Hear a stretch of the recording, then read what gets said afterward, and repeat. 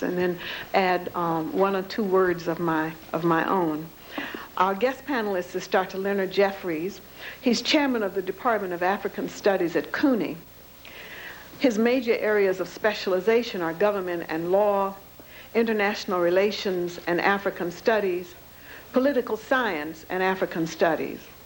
As you will note from reading the program, he has a long list of professional achievements which far exceed those that are listed here, such as honors for his studies, honors for his service in the community, and various grants for research that recognize the quality of his scholasticism. I've had the pleasure of knowing Leonard over the years. Those of us who've been long in the struggle in black studies know each other relatively well because there haven't been that many of us. And one thing about the struggle is that we have had to reinforce each other. Perhaps in my own personal opinion, one of the most significant contributions that he has made has been to the research that has helped to present the truth about the history of the African contributions to civilization. This is a raging debate, as you have been reading in the newspapers. The new terms are political particularism, and many people have said that black scholars are simply validating their own egos and our own need to be important and things of that sort. One of the things that we need to understand is that we have been conditioned to think in terms of for me or against me. Because we are talking about the need to present correct information about the experiences of African people does not mean that we are trying to make enemies or to negate the culture of others. And I think it has been very, very abundantly unfair to Dr. Jefferies by those critics who have tried to label him and put him in that camp. He is about a curriculum of truth, and a curriculum of truth does not have to denigrate and put down anybody, but it does say that you must present our truth also. I want to personally thank you for what you've been doing, and many of us know that it is stony the road, and we're happy to welcome you here this afternoon.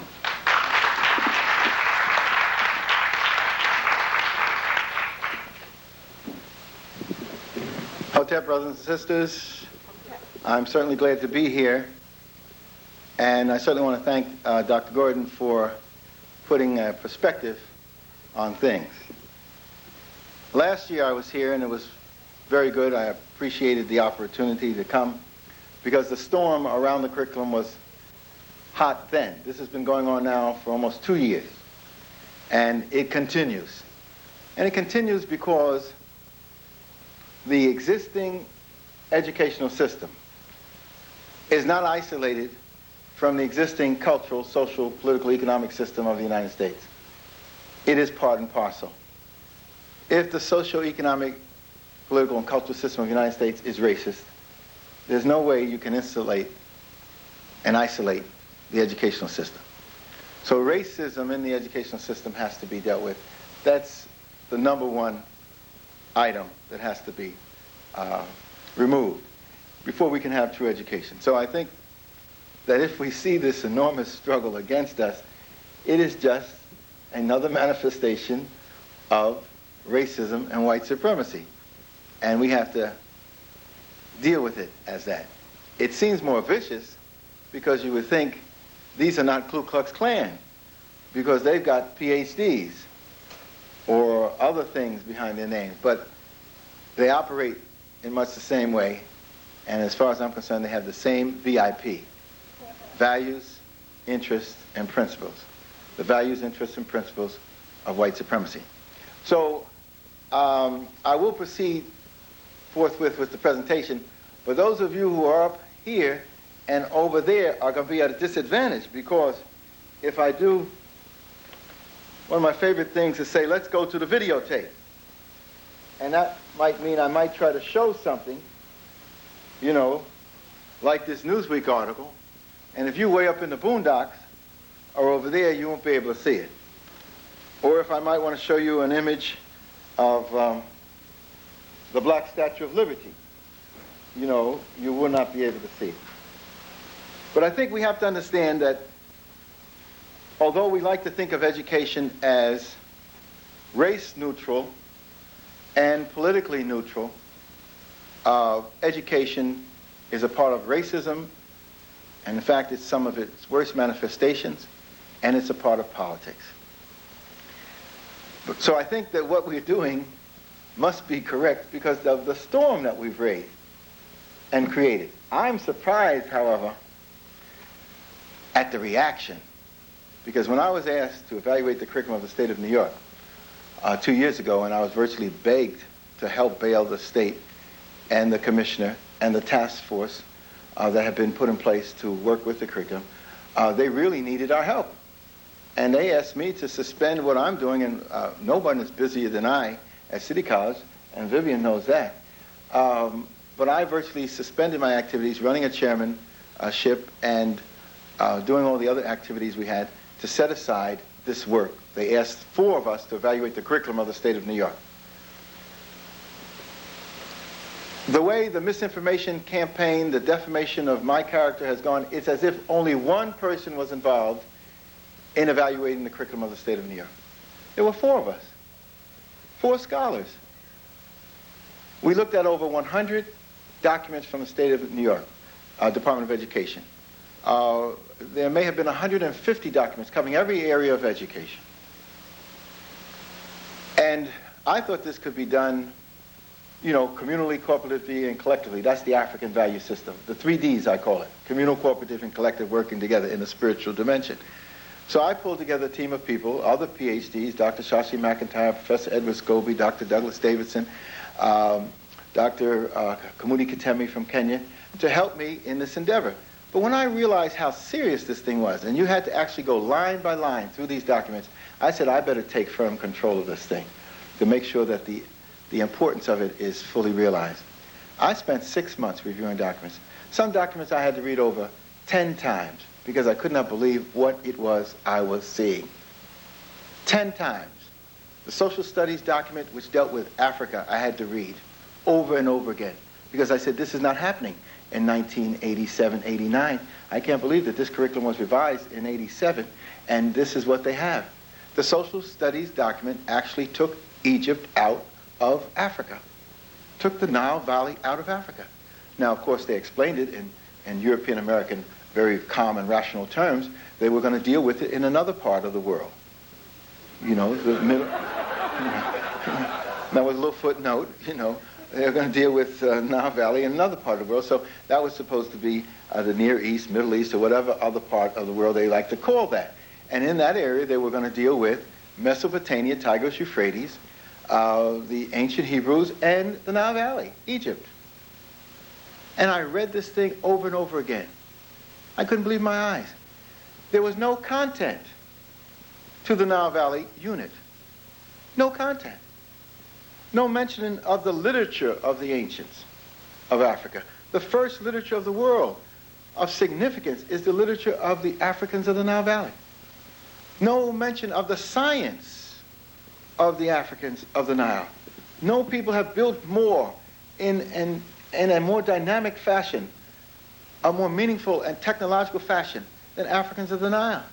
No mention of the philosophy and the ethos and ethics, the morality that's carved in their tombs and temples, built into the designs of their cities, even how they structured their society. One side of the river being the river of the place of the living, the other side being the preserve of the dead, and the two are opposites that are complementary, that the living and the dead beget each other and there is life after death. No concept that the Africans had put in place the concept of the oneness of God before the ancient Hebrews. There was no content. And I had to say to myself after reading it 10 times, unbelieving what I was reading, that this was not an accident. This was by design, by people who knew what they were doing, stripping Africa of its significance in its place in the world. And the people who are doing it are very nice, friendly white folks and some of their achieving Negro partners. That's the tragedy. These are not Ku Klux Klan people. These are some very nice white folks, your neighbors, your colleagues, the people that you work with. They go to church and the synagogue, think highly of themselves, but they didn't hesitate at all to distort history in what I call racial pathology. You see, they were upset with me with terms like that. Oh, Jefferies, the tone, racial pathology. Well, how else do you describe something as diabolical as that? How else do you describe the attack on me as if I was the lone person reviewing the curriculum? And there were 4 of us. Dr. Hume, an Asian scholar from Hunter University, reviewed, and our task force was not to look at white history. Our task force was to look at we had a charge. It was written down. It was to look at the 150 volumes to see which of those volumes effectively dealt with people of color and which did not, and which were strong and which needed revision. We weren't asked to look at what Thomas Jefferson was doing. I brought that in as a part of my own understanding what was happening. They were saying we weren't positive about white folks. That's not what the charge was. We were to look to see what white folks had done about black folks. And they had done nothing about black folk in any significant way, and they had done nothing about Asian Americans or Asians, and Dr. Hume said that in her report. And Dr. Fratricelli, who handled the Puerto Rican Latino part, said they had done nothing in reference to the Latino and Puerto Rican. And the person Professor White, who handled the Native American, said they had done nothing in reference to the Native American. In fact, the 3 special volumes on our particular groups, one on the black experience, one on the Puerto Rican experience, and one on the Native American experience, were inadequate. We gave them their pluses, but they were inadequate. The only volume on blacks in the state of New York was done by a school teacher and her students. That's what was submitted. It wasn't good enough. The volume on the Puerto Ricans focused mainly on mainland Puerto Rico and not the enormous migrant community of Puerto Ricans along the east coast of the United States. The volume on the Native American dealt with the one tradition, the Longhouse tradition, not the other traditions. It wasn't good enough. And we mentioned that. All of us never have met, we've never met, to this day, I have not seen Professor Hume. Dr. Fratricelli I met one time after all of this occurred. Professor White I never met. We never even communicated on the telephone. I received their reports and synthesized them, pulled out what we had collectively stated and sent them as part of the general report, but their complete reports went as the appendices. And then the task force, which included white folks, Native Americans, Asians, blacks, etc., African peoples, took our recommendation, took our reports, and they put their analysis to it and presented it. It's as if one person took over the state of New York educational system, Len Jefferies, controlled the commissioner, and beat up this committee and imposed himself upon for his own reasons. The little bit of money that they paid me to do it, I get in some speaking engagements. In an hour. I don't have to spend 6 months out of my life for a couple $1,000s. But once I saw what the problem was and what the task was, I realized it was part of the sacred mission that we as black folk have to try to right things that are wrong. And those of us who have carved out education as our area realize that we have to do a major job.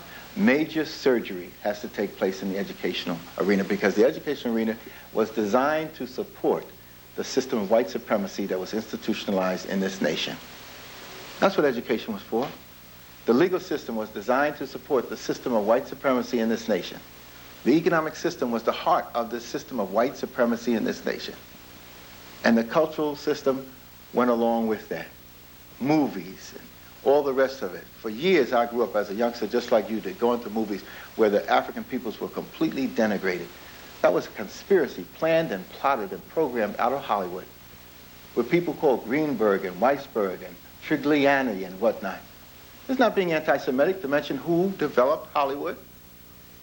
Their names are there.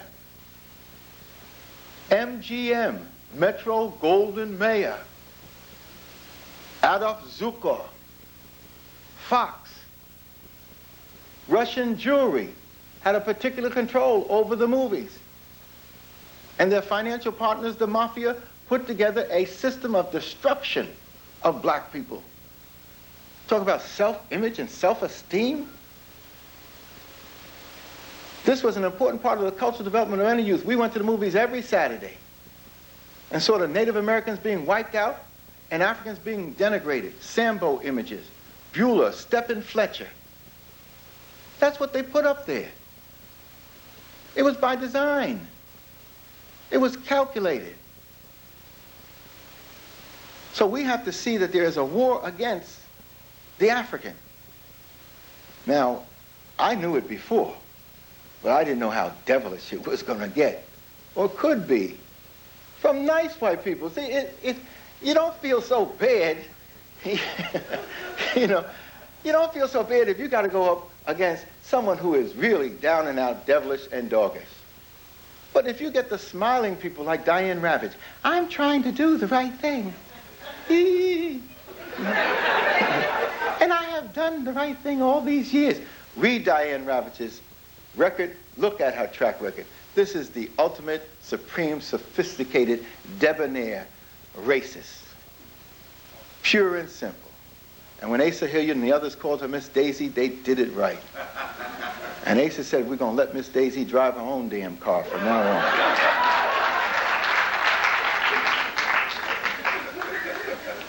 And Miss Daisy has several partners.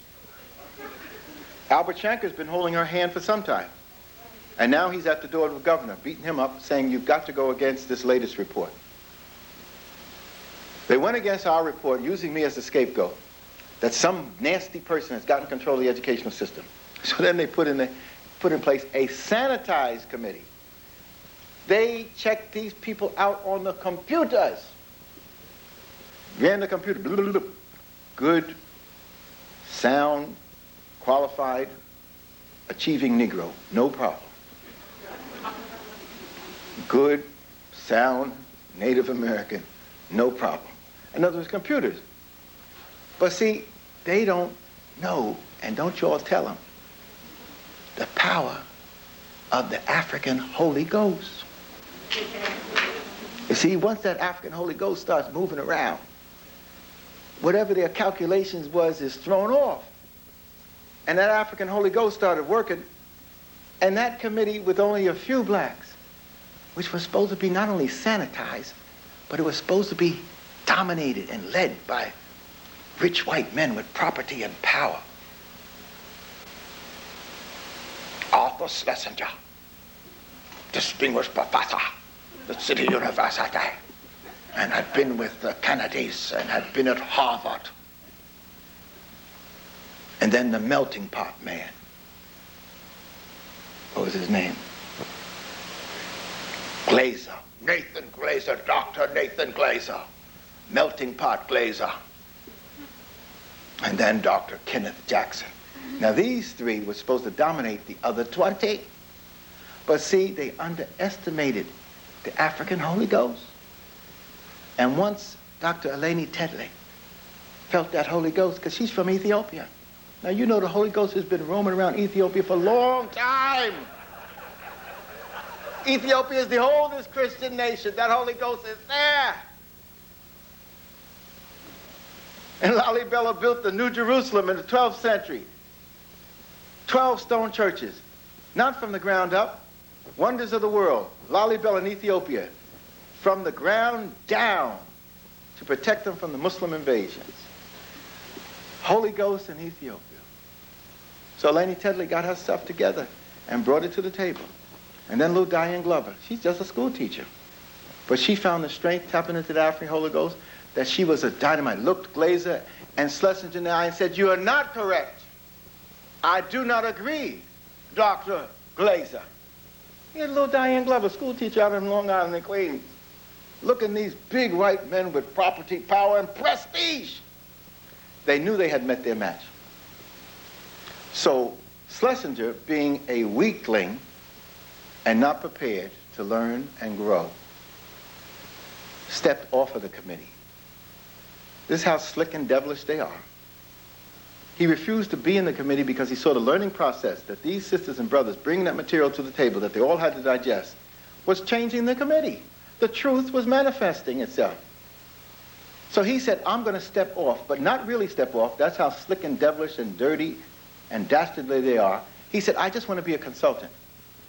Be a consultant so he's privy to all the material and what they're doing, but not a part of what it is, so that he could go out and contact American Express and produce a devilish volume such as this called The Disuniting of America, a political tract passing off as a scholarly document. This is why they're unconscionable. They refuse to sit down with any of us and discuss any of these matters. They let their newspaper people jump up with these articles. Here is a book that's supposed to be the definitive book on the reflections on a multicultural society. And it's really a reflections on the African. Nobody else is mentioned in this book except African peoples. No Asians are mentioned. They're not attacked. No Native Americans. No Latinos are attacked. The Africans are attacked, and our pictures are put in here. Pictures of Asa Hilliard, pictures of Malefisanti, pictures of Malana Karanga in the margin. And I've never seen a book like this. How could they put this out? Between every chapter is an advertisement for Federal Express.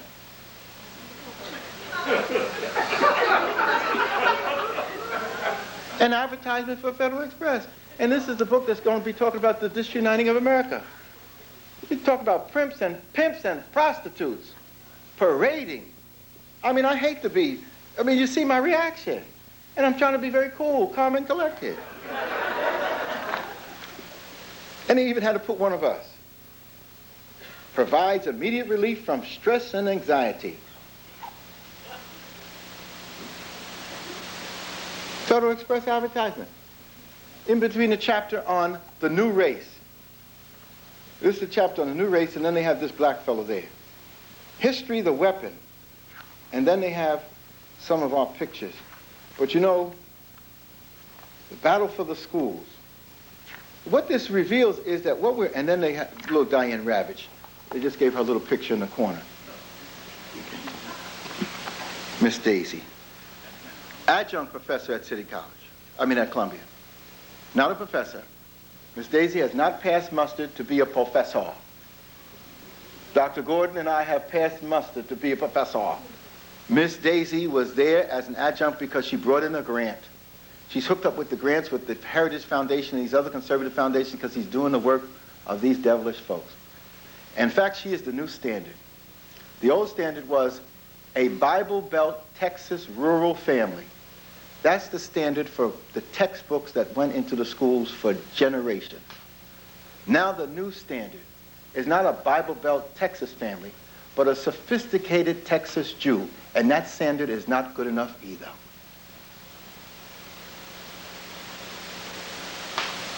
Because many people, such as the Ravitches, who happen to be Jewish, have blinded us from the attack coming from the Jewish community. Systematic, unrelenting. And until we can look at it and deal with it, there's no efforts we can make that are going to be successful. Not anti-Semitic to raise the issue, but if you do not deal with it, you are fooling yourself. There's an orchestrated attack by the Schlesingers and the Shankers, working with the white conservatives, the George Wills, the Heritage Foundation. We're pinpointing their relationship. We're putting it to our African computer. The document is being prepared. And they know who to point to. So the largest photo in the darn book is Len Jefferies. He doesn't get in the margin. He's got a whole big thing there. And so people around me say, Len, they're targeting you for death. I said, that's cool. That means I must be doing something right. I lived 44 years on this plane. And if I haven't done what I should do by then, there's not much more I'm going to do. Malcolm only had 39. Martin only had 39. So death is not a thing I'm not going to back down no matter what. They picked on the right person at the right time, and they're not going to win this one. And in fact, I called the New York Times after they attacked me last year, and I told them, thank you for making me a folk hero among my people, wherever I go. And thank you for introducing me to scholars around the world. Most of you don't realize that when the New York Times put in the paper that Jefferies says rich Jews were involved in the enslavement process, they put that in there to paint me as an anti-Semitic. An anti-Semitic does not stay at City College for 20 years as chairman of a department and have friends, even those who do not like him, and his enemies respect him at City College. And the head Jew at City College, Dr. Bernard Sommer, saw me after the article in the Times, said, Len, everybody knows rich Jews helped finance the slave trade. If everybody knows it, then let's put it in the classroom. Miss Ravitch says that black people sold black people into slavery. She don't hesitate to say that. Schlesinger says black people sold black people into slavery. Let's talk about who financed, planned, operated, maintained the slave system. Let's talk about every slave ship being blessed by a Protestant minister or a Catholic priest. Let's talk about the Catholic Church initiating the enslavement of African people. Let's talk about the Danes, the Dutch, the Portuguese, the French, the Scots, the Swedes, the Brandenburg Germans that were involved in the enslavement of Africans for hundreds of years. Jews and Gentiles, Arabs and Christians. Let's deal with the whole ball of wax.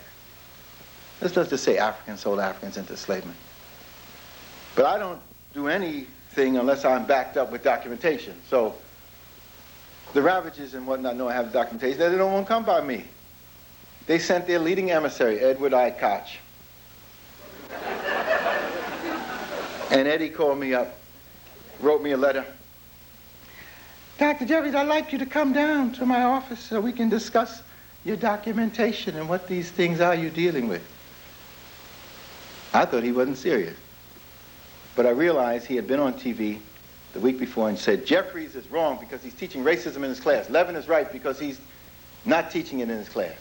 This is this convoluted logic and rationality of white folks who are pathological, affected by racism.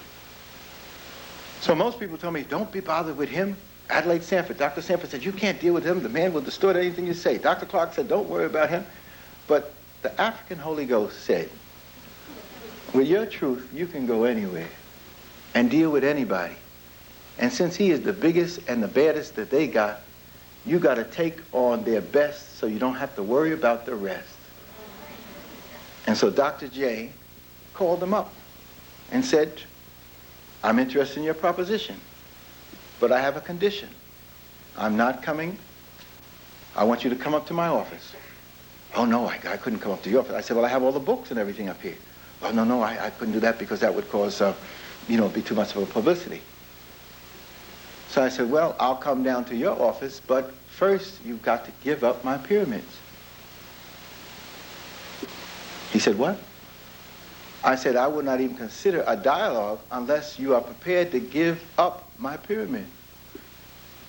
I said, we have a picture of you riding on a camel around the pyramid several years ago talking about your ancestors built them thousands of years ago. We got another picture of Menachem Begin dancing in front of the pyramids that his ancestors built thousands of years ago. We want our pyramids back, and there's no need to even dialogue unless you're prepared to give them up. See, you have to operate from some strength. If you operate from weakness, doubt, and you don't know what you're doing, there's no need to be in the ballpark. Let the Gordons, Jefferies, and others do the shooting, because you all be shooting the wrong people and using the wrong ammunition. What I'm saying is you've got to master the understanding of your own experience and your history and have this knowledge. It's there, it's available, it's in the books. You've got to study. You set up study groups. Put these study groups in your homes, in your churches, in your apartment houses, on your jobs, and study this material. It's there. Then you can be as firm and sure as the others of us are. The Wade Nobles and the Hakeem Madabudis and the Nayam Akbars and the Francis Cress Wells. This material is there. We haven't produced any magic to get at this material. We're just more disciplined, hard-working, more persistent than others. So once he was prepared to give up my pyramid,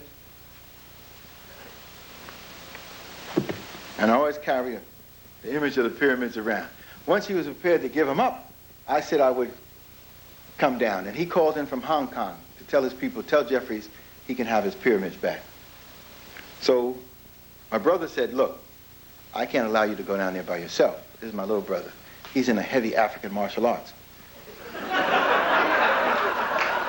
And that's why it's good to have these little brothers. He said, I'm going down with you because my aura will protect you. So the Jefferies boys from Newark, New Jersey went down to Rockefeller Plaza to meet Edward I. Koch. I rolled down, just as I rolled this stuff here and all these books, I don't go nowhere without your ammunition. There's no need to begin a war and you ain't armed. You're just mouthing and woofing. Take your ammunition. And so we rolled into Koch's office with all of this stuff. First thing I saw, and he wanted to know, where's your documentation? I said, we have it all here. But before he could say anything, I said, look, that thing over there on the cabinet, we're going to have to deal with before we do anything. He said, what? What? I said, that Statue of Liberty. What do you mean?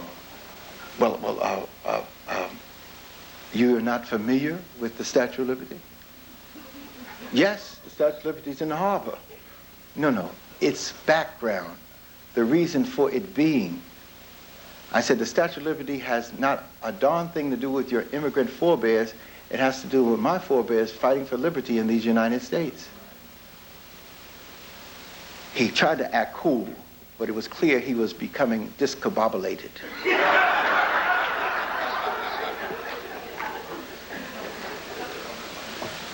When I showed him some of the documentation, he knew he was in a war for control of the mind, and so he left and said, I'll be back. And he brought in his Dr. Clark, Attorney Wolf, and sat him in the room. So here it was, my brother and I, the Jefferies boys, with Attorneys Wolf and Koch. We presented the information, and Koch, after an hour, got what I call cognitive dissonance. That's what happens when this new information is brought before the folks.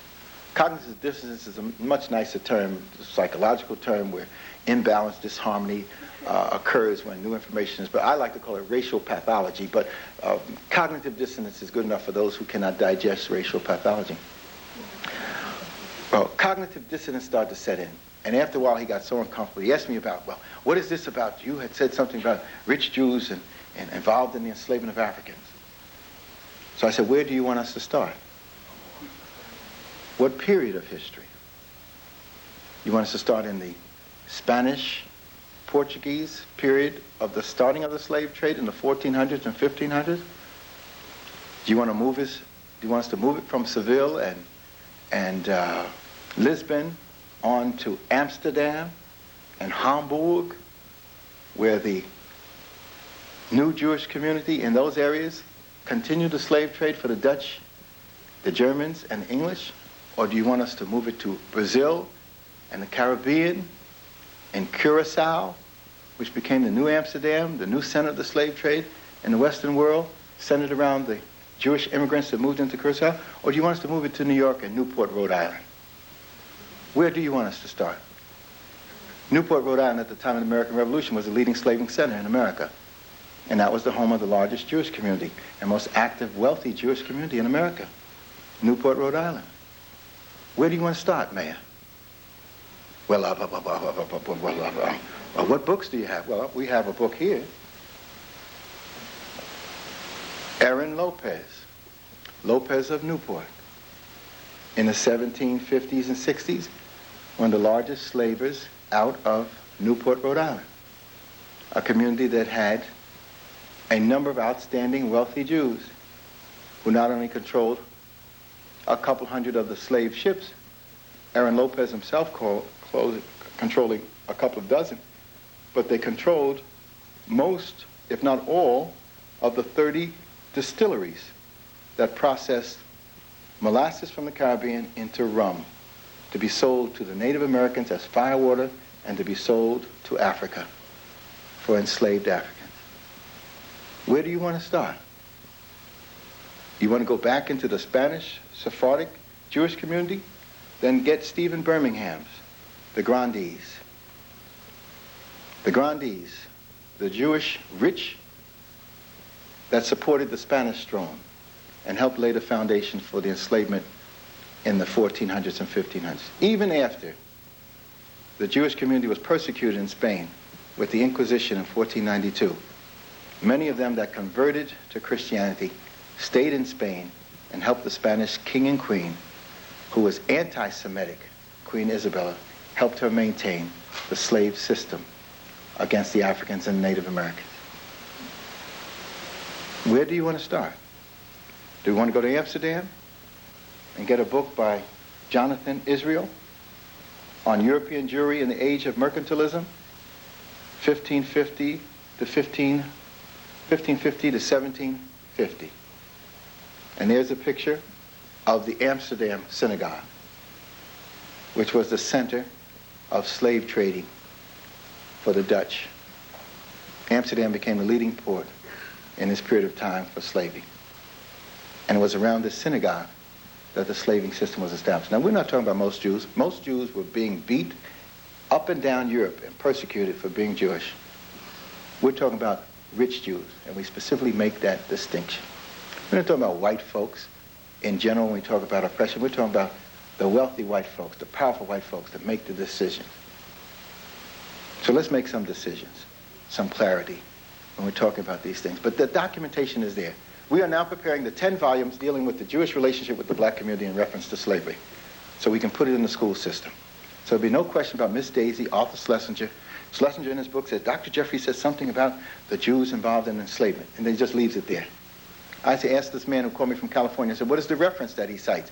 The New York Times. I said, that's not a reference to cite.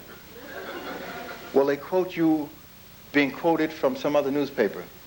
I said that the original quote was not correct, and so anything else after that is not correct. Why didn't he contact me and find out what it is that we're saying? Everybody was involved in the enslavement of Africans. But if you want to deal with slavery, let's deal with it, and I'm going to lay this down. That's why we're being attacked. You see, if they had just let us put a few black folks in the curriculum and been satisfied with that, then there would be no problem, and we would have been satisfied. But they didn't want us to do that. So our intellectual abilities and capacities and our sacred mission has pushed us into serious study and analysis. No one has studied more than myself in the last couple of years and the people around me. Producing documents, position papers, Dr. Carruthers, Dr. Asante, Dr. Hilliard, Dr. Shashi McIntyre, my wife. We have been in a heavy study, and what has been revealed is a mind-boggling process. We will have the 10 major books relating to the Jewish community, the wealthy Jewish community, and enslaved. In Spain, they were the grandees, managing the money of the Spanish throne. In Germany, in the 16 and 1700s, they were the court Jews, managing the political and economic apparatus of Europe, the Habsburg Empire, the German states, etc. We have the names. We know who they were, what they controlled. We know when they set up the Dutch East Indian Company, the Dutch West Indian Company, the Portuguese Company, the Brazilian Company. We know who and what documents. We know the family connections. We know that even when they converted to Christianity, they maintained links with their Jewish community brothers who had not converted. And that's why they had a network around the world. But even more than that, if you keep digging and as quiet as it's kept, a number of Jewish scholars from around the country sent me documentation on the Jews' involvement in slave trade. Not one wrote to me contesting what they thought I had said. A dozen sent me information, including a SUNY professor.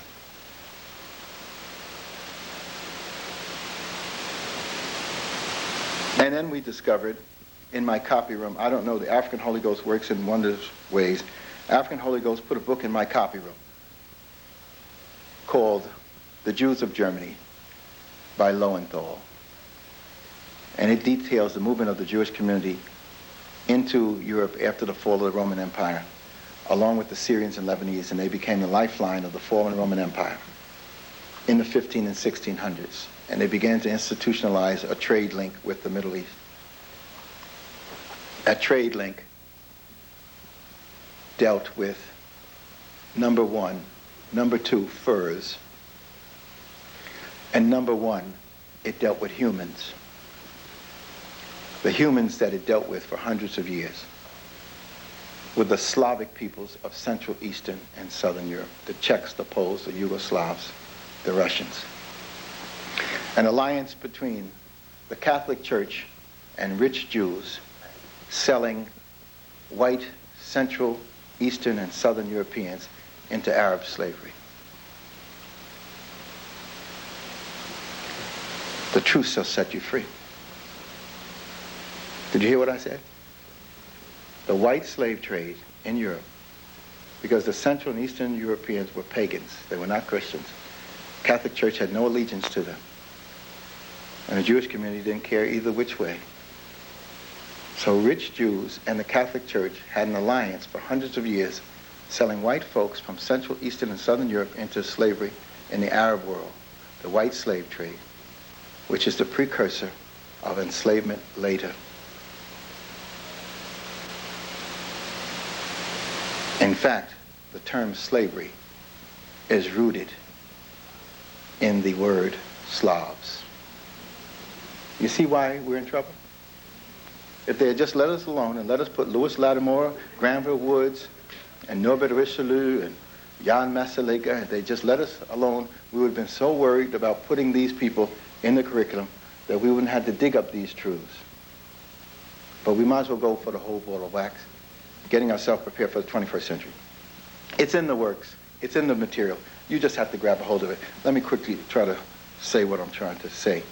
I had to deal with that because, see, if Schlesinger had let me alone, I had not touched the Jewish question for the past year. I had made an agreement with my Jews at City College that I would not deal with it. Koch, after he met me in May, had nothing to say about Dr. Jefferies for a year. He has never said anything about me since that last May. Once he saw the documentation and information, there was nothing to be said. In fact, his senior, Attorney Wolf, when I called him, because I wanted my melanin documents back, and I called him and I told him I wanted to apologize for being a little rough on Attorney Wolf, because he did say something. And I said, in the African tradition, we respect elders, and you just got in the way of my bullets for Koch. Attorney Wolf said he was so glad and delighted to see the encounter. He has known Koch for years, and he has never seen him sit, listen, and learn. Even Koch, after the meeting, when he got up and said, I have a meeting to go to after an hour. He didn't have a meeting to go. He just couldn't take it anymore. I kept going for another half an hour. But even he, after the encounter, said that, he's an interesting chap. That's the best he could come up with, but that's a compliment coming from him.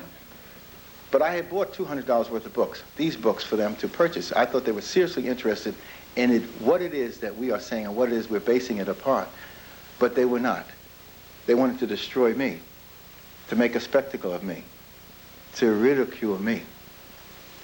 And I knew they weren't going to buy the books, so I said I bought $200 worth of books, but since I see cognitive dissonance has set in and you're not prepared to buy the books, I'm going to give you one of the key books that I think you should have, and that was Black Athena by Martin Burnell. One of your own has written an enormous book on the experience of Africans in relationship to Greece. Now, Martin Burnell has come out with a second book, and we're not raising Martin Burnell up higher than anybody else, but at least he's an individual who has talked about the falsification of history and how they created a false Greece at the time of the American Revolution to create the Aryan model of white supremacy that has been perpetuated for the last couple hundred years. That the Greeks worshipped the Africans and acknowledged the Africans, revered the Africans, went to learn at the foot of the Africans in the greatest buildings of the ancient world, the Ipet University Temple, the Luxor University Temple. This is where the great Greeks wanted to learn. This is the symbol of the pillared temples everywhere in the world. If there's a pillared temple on the Acropolis in Rome, in Greece, called the Parthenon, it was inspired by this great pillared temple. If you have a pillared temple in Washington, D.C., called the Lincoln Memorial, it was inspired by this great pillared temple. If you have a pillared temple in 42nd Street in New York, which is the New York Public Library, and outside of it there are two lions, you better believe it has been inspired by the African idiom, because those lions are the Sphinx. Wouldn't you think that they put lions outside of the Bronx Zoo and not outside of a library? Except they've been inspired by the African traditions. The lions are the guardian forces of the temples of learning. They've taken your traditions because you haven't tapped into them fully enough. You cannot even articulate them because you're culturally illiterate. So it's not a question of putting something in the schools for the 5- and 6-year-old. It's putting something in the homes for the parents. It's putting something in the studies for the teachers who have to refashion themselves, even those of us with these PhDs and BBDs. You need to tap into a whole nother level of knowledge that is available to you, so that when someone talks about this symbol, and they take you down to Washington, D.C., and you take your little kiddies, and you say, look, Sammy, and look, Mary Jo, look at the monument they built for George Washington. And you don't have the knowledge, critical understanding, or cultural literacy to say, look, Sammy, and look, Mary Jo, at the African monument of resurrection that was refashioned for George Washington, the slave master bastard, founding father. But there's a new ball game. We have the information on the Statue of Liberty. When it first came out, it was a student that gave it to me, and I'm going to run for these next few minutes. There's a student that gave me the information because a black chemist, Jack Felder, had compiled an information sheet with the data and information where you could find it. And when we put our information out there, we need to put at the end of it the documentation source where we can discover this information. And so when he put the documentary data, et cetera, I followed it up, being a consummate scholar. I grabbed some of the Sons of Africa. We jumped in a couple of cars, went down to the New York City Museum on 106th Street and 5th Avenue, looking for this black Statue of Liberty. The first model was of an image of a black woman holding the broken chains of enslavement with the broken chains of enslavement at her feet. Nobody there knew anything about it. All the people there were blacks, 5 or 6 blacks, and ain't nobody knew nothing. I refused to leave. Black folks got cognitive dissonance. They didn't want to understand, didn't want to do nothing. But when I refused to leave, then they start the thinking. And then he said, well, there was a Haitian guard who was there. So they said, go get him. Maybe he knows something. He was there in '86 when they had the celebration. So they go get the Haitian guard. He said, of course, the model for Statue of Liberty is downstairs. I said, can we see it? No, the director has the key locked up. Ain't nobody can see it. So I said, well, is there any other information about the Statue of Liberty? He went off, came back with a book by Marvin Trachtenberg called The Statue of Liberty. And in it, he opened it up and showed the various models of the Statue of Liberty with the chains at the feet.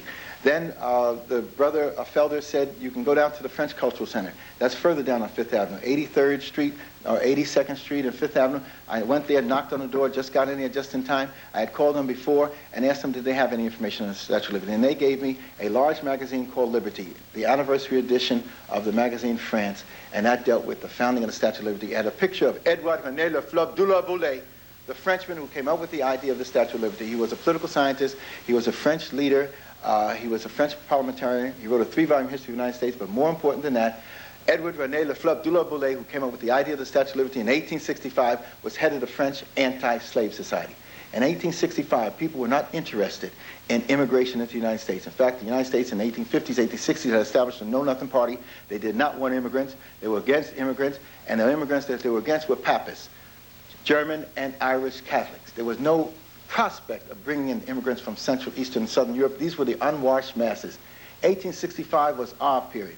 1865 is when 500,000 black people, 250,000 of them official Union Army Navy troops, participated in the Civil War, freeing 4 million of their compatriots, and then saving this nation.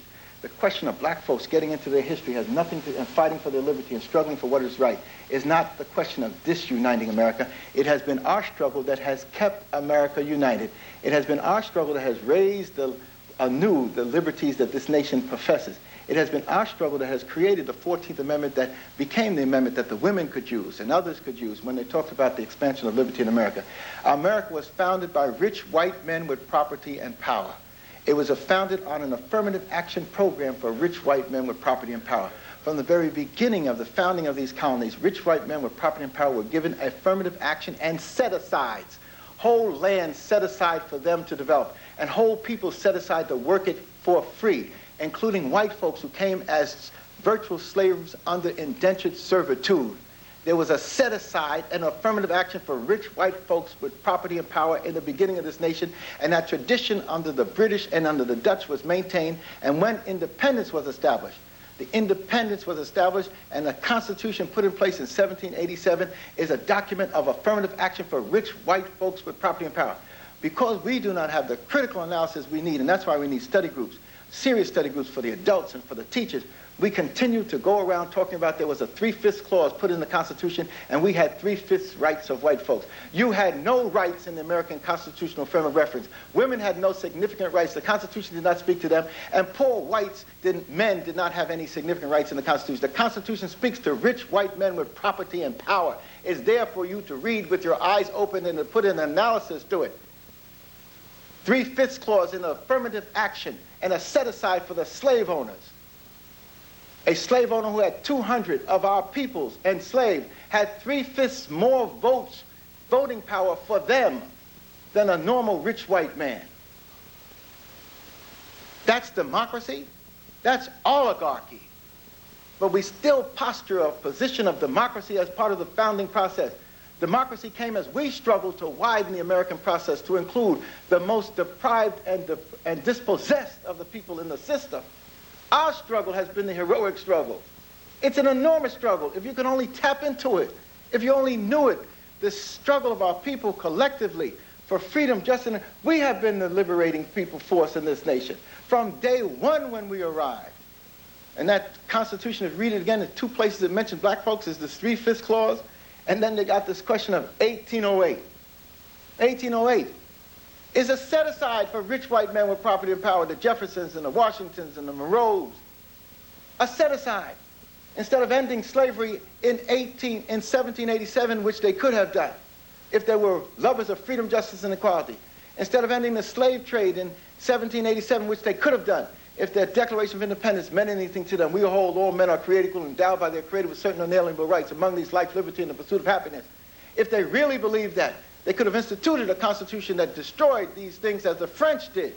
But they did not believe it because the nation was founded by rich white men with property and power. They put the Constitution and the Bill of Rights and everything together. So they set aside 20 years for them to continue the slave trade up until 1808. Set-asides for rich white men with property and power become what has been the basis of this nation. And then they beat up on us about affirmative action and set-asides for what we've contributed to America. So you've got to have an analysis.